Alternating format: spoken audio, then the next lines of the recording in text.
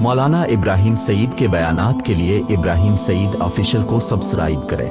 جب تک حکمرانوں میں للہیت، اخلاص، عدل اور انصاف موجود تھی، اس وقت زمین پر انوارات کی بارشیں برستی تھی اور یہ سرزمین امن و امان کا مرکزی جو نقشہ ہوتا تھا وہ پیش کرتی تھی۔ قوم میں اتفاق، اتحاد اور یکجہتی ہوتی۔ انصاف صرف عدالتوں میں نہیں بلکہ آپ کے دہلیز پر بھی آپ کو ملتا، اور یقیناً اسلام اور مسلمانوں کی سربلندی ہوتی، اور دنیا میں حاکمیت کا استحقاق صرف مسلمانوں کو ہوتا۔ لیکن جب سے یہ للہیت والی، اخلاص والی، عدل اور انصاف والی صفات ہمارے حکمرانوں سے ختم ہو گئی، اس وقت اس زمین کا جو حلیہ ہے وہ بگڑ گیا۔ عدل اور انصاف کی جگہ ظلم و ستم نے لے لی، اور جو قومیں فاتح ہوا کرتی تھی وہ مفتوح اور مغلوب بن کے رہ گئی۔ اور یقیناً مسلمانوں کی ایک تاریخ تھی، جب خطیب حضرات ان تاریخ کو بیان کرتے تو جوم جوم کر بیان کرتے، اور آج ہماری وہ تاریخ دستانوں میں، افسانوں میں تبدیل ہو گئی۔ ایک زمانہ تھا کہ جب حضرت عمر فاروق رضی اللہ تعالیٰ عنہ یمن کے گورنر کے گھر کے معائنے کے لیے گئے، اب جیسے ہی وہ معائنے کے لیے ان کے گھر گئے تو وہاں دیکھا ایک قرآن کریم کا نسخہ موجود ہے، ایک مسلح موجود ہے اور ایک لوٹا موجود ہے۔ اور یاد رکھیں، میں لوٹے کی بات کر رہا ہوں، لوٹوں کی نہیں۔ پاکستان میں تو لوٹوں کی برمار ہے۔ اب جیسے ہی انہوں نے یہ دیکھا کہ گورنر کا گھر اور اس میں صرف ایک قرآن کریم کا نسخہ، ایک مسلح اور ایک ہی لوٹا، انہوں نے گورنر کو مخاطب کر کے کہا کہ زمانہ بدل گیا پر آپ نہیں بدلے۔ اور افسوس کے ساتھ کہنا پڑ رہا ہے کہ آج ہمارے حکمران طبقہ جیسے اقتدار اور کرسی پر پہنچتا ہے تو ان کی زندگیوں میں بالکل تبدیلی آ جاتی ہے۔ عیاشی کی طرف وہ تیزی سے تیز بڑھتے جاتے رہتے ہیں، اور یقیناً جب احتساب کا معاملہ آتا ہے تو راتوں رات ملک سے فرار ہو جاتی ہے، راتوں رات۔ ارے بابا، ایک وہ دور تھا عمر بن عبدالعزیز کہ اس کے دور میں بھیڑیا اور بکری ایک ہی گھاٹ میں پانی پیا کرتے تھے۔ ایک مرتبہ ایک بھیڑیا نے بکری کو کاٹ لی، جو چرواہا تھا انہیں یقین ہو گیا کہ عدل کا وہ پیکر دنیا سے رخصت ہو چکا ہے۔ آپ خود سوچیں کہ بھیڑیا اور بکری ایک ہی گھاٹ میں پانی پیا کرتی تھی، کسی کو مجال نہیں کہ اس امن و امان کو خراب کر دیں۔ اور آج ہمارے حکمرانوں کو حال کو دیکھیں، بھیڑیا اور بکری تو دور کی بات ہے، انسان سے محفوظ نہیں۔ ارے انسان تو اپنی جگہ، ارے مسلمان سے محفوظ نہیں۔ آئے روز جو وارداتیں ہوتی ہیں، آئے روز جو لوٹ مار ہوتا ہے، جو ڈکیتیاں ہوتی ہیں، خدا کی پناہ کچھ الفاظ نہیں ہے میرے پاس۔ یہ کیوں؟ اس کی اصل وجہ کیا ہے؟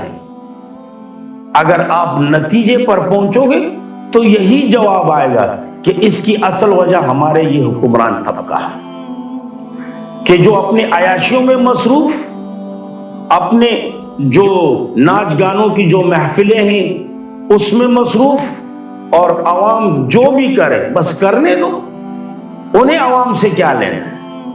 ان کا کام تو صرف ووٹ کے ہاتھ تک تھا، وہ انہیں مل چکا ہے، اب جو بھی ہو وہ ان کا اپنا معاملہ ہے۔ یاد رکھیں، ایک دور ایسا بھی تھا کہ بختیار کاکی رحمہ اللہ جب فوت ہو رہے تھے، انہوں نے وصیت کی کہ میرا جنازہ وہ بندہ پڑھائے گا کہ جس کی کبھی بھی تکبیر اولا فوت نہ ہوئی ہو، تہجد کی نماز قضا نہ ہوئی ہو، کبھی غیر محرم پر نظر نہ پڑی ہو، لاکھوں کی تعداد میں لوگ موجود ہیں، کوئی بھی آگے بڑھنے کے لیے تیار نہیں، کیونکہ کسی میں بھی یہ صفت موجود نہیں۔ وقت کے جو بادشاہ تھے قطب الدین رحمہ اللہ، وہ آگے بڑھے اور بختیار کاکی کے پیشانی کو بوسا دیا اور نماز جنازہ پڑھا۔ آپ دیکھیں نا، یہ بادشاہ ہوتے، اور ہمارے والے ماشاءاللہ جنہیں سورت اخلاص بھی یاد نہیں ہوتی، اور اگر پڑھ بھی لیتے ہیں تو آپ حیران ہو جاتے ہیں کہ یہ کون سی سورت اخلاص ہے، جو قرآن میں ہے وہ تو نہیں۔ اور پھر اپنے آپ کو بچانے کے لیے کہتے ہیں جی پرنٹ کی غلطی ہے، پرنٹ کی نہیں، آپ کی ایمان کی کمی ہے۔ اور یقیناً نہ تو نماز، تہجد تو دور کی بات ہے، جو فرض نماز ہے وہ بھی نہیں پڑھتے، انہیں بھی معلوم نہیں کہ دن میں کتنی فرض نمازیں ہیں، اور ان فرض نمازوں میں فرض کتنے ہیں، واجبات کتنے ہیں، سنن کتنے ہیں، بیچاروں کو یہ بھی معلوم نہیں۔ آپ یقین جانیں کبھی کبھار عیدین کی نمازوں میں جو تصویریں وغیرہ سوشل میڈیا پر آتی ہیں، اخبارات پر آتی ہیں، ان میں ہمارے جو حکمران نماز پڑھنے کے لیے آتے ہیں، آپ ذرا ان کے ہاتھ باندھنے کے طریقوں کو دیکھیں، انسان کو ہنسی آ جاتی ہے کہ یہ ہمارے حکمران ہیں۔ ان بیچاروں کو ہاتھ باندھنے کا طریقہ بھی نہیں آتا کہ جی تکبیر پڑھنے کے بعد ہاتھ باندھنا ہے تو ہاتھ کہاں پہ باندھنا ہے، کس طریقے سے باندھنا ہے، کون سا ہاتھ اوپر رکھنا ہے، کون سا ہاتھ نیچے رکھنا ہے، ان بیچاروں کو یہ بھی معلوم نہیں ہوتا۔ عیدین کی نماز پڑھ لیں، یعنی عید الفطر کی یا عید الاضحیٰ کی، امام تکبیر پڑھ رہے اللہ اکبر، لوگ ہاتھوں تک، لوگ کانوں تک ہاتھ اٹھا رہے ہیں، ہمارے جو حکمران ہیں وہ رکوع میں جا رہے ہیں، ان بیچاروں کو یہ بھی پتہ نہیں۔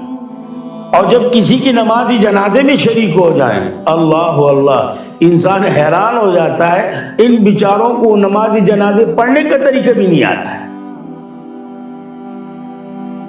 وہ بھی نہیں آتا۔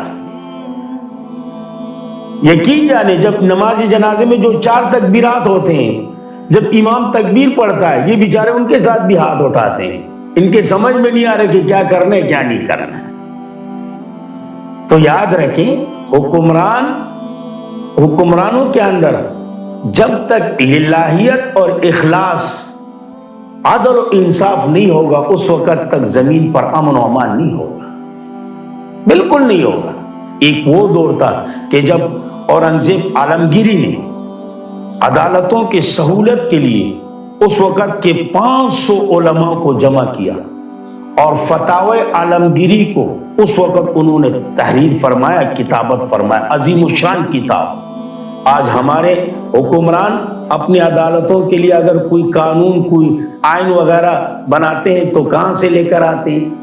آپ خود سوچیں نا، آپ خود سوچیں، آپ حیران ہو جائیں گے۔ تو عرض یہ کر رہا تھا، یہ ہمارے حکمرانوں کا ایک تسلسل تھا۔ آپ ذرا دیکھیں تاریخ، عمر فاروق رضی اللہ تعالیٰ عنہ کا گورنر کے گھر کا معائنہ کرنا، عمر بن عبدالعزیز کا دور دیکھیں، اسی طرح قطب الدین بادشاہ رحمہ اللہ کا دور دیکھیں، اسی طرح اورنگزیب عالمگیری کا یہ خدمات دیکھیں، اور پھر اپنے موجودہ دور کے حکمرانوں کو دیکھیں، آپ کو زمین اور آسمان کا فرق نظر آئے۔